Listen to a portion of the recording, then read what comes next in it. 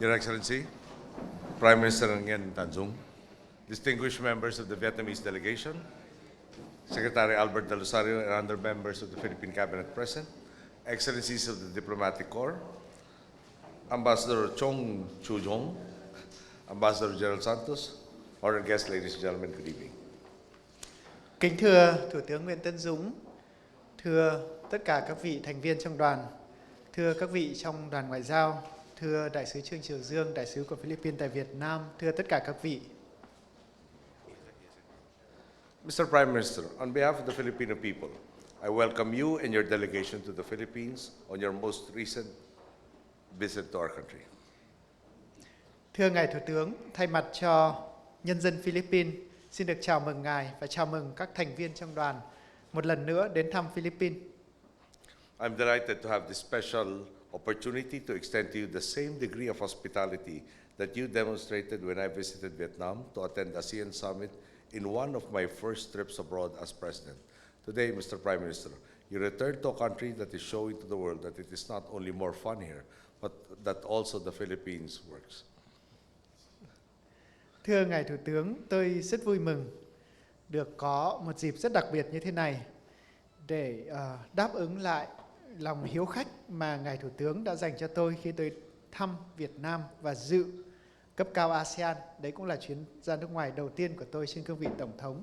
Và ngày hôm nay thì thưa Thủ tướng, Ngài đã quay trở lại đất nước Philippines để cho thấy rằng là không phải chúng ta ở đây chỉ để chơi, mà chúng ta còn thấy là ở Philippines cũng làm việc. Mr. Prime Minister, then as now, you have expressed your sincere regard for the well-being of the many Filipinos who live productive, dignified lives in Vietnam. This kindness and concern for the Filipino people was also seen in the assistance extended by the government and people of Vietnam to the thousands of my countrymen who were affected by Typhoon Haiyan, or Yolanda as it is known to us. Thưa Ngài Thủ tướng cũng đã dành sự quan tâm sâu sắc tới đời sống của người dân Philippines đang sinh sống tại Việt Nam, và lòng tốt, sự quan tâm đối với người dân Philippines cũng được thể hiện qua sự giúp đỡ của Việt Nam dành cho chính phủ và nhân dân Philippines. Hàng ngàn người Philippines bị ảnh hưởng bởi cơn bão Hải Yến. On behalf of my countrymen, allow me to once again express our gratitude for your generosity and unwavering solidarity. Thay mặt cho chính phủ Philippines, một lần nữa tôi xin được bày tỏ lòng biết ơn chân thành đối với sự đoàn kết và đối với sự giúp đỡ của Việt Nam. Your presence today reaffirms the strong bonds between our nations as brothers in ASEAN, a relationship that finds root not only in our shared history as peoples of Southeast Asia, but also in our very commitment to adhere to the rule of law and to uphold mutual respect between the members of our community.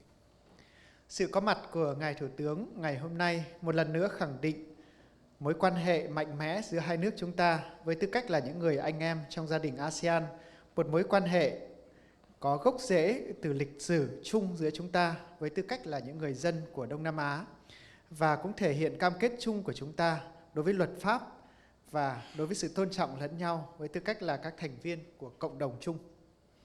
Mr. Prime Minister, as I conveyed to you and our colleagues in the most recent ASEAN Summit in Myanmar, if an injustice is done to one, is it not true that it sets the stage for injustice done to all?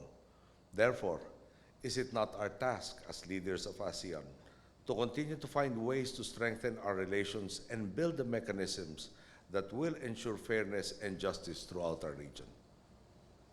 Thưa Ngài Thủ tướng, như tôi đã có dịp nói với Ngài Thủ tướng và các đồng nghiệp của chúng ta trong cuộc họp cấp cao ASEAN gần đây tại Myanmar, nếu như sự bất công đã dành cho một nước thì có lẽ nó sẽ tiếp tục dành cho các nước khác.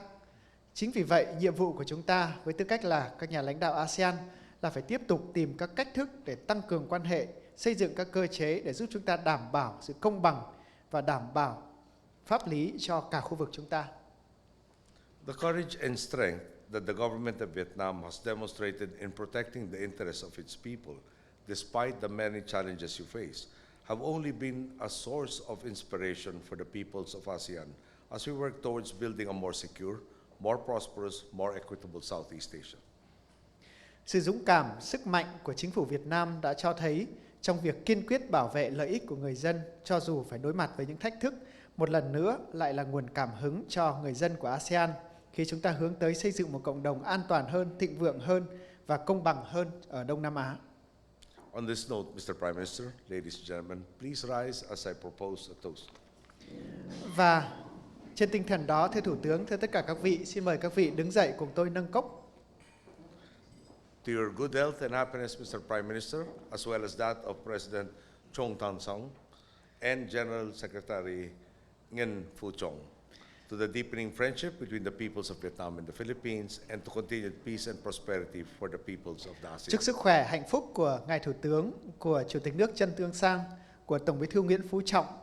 Chúc cho tình hữu nghị giữa Việt Nam và Philippines ngày càng sâu sắc và chúc cho hòa bình, thịnh vượng tiếp nối cho các người dân của dân tộc của khu vực ASEAN. Cheers. Cheers. Cheers.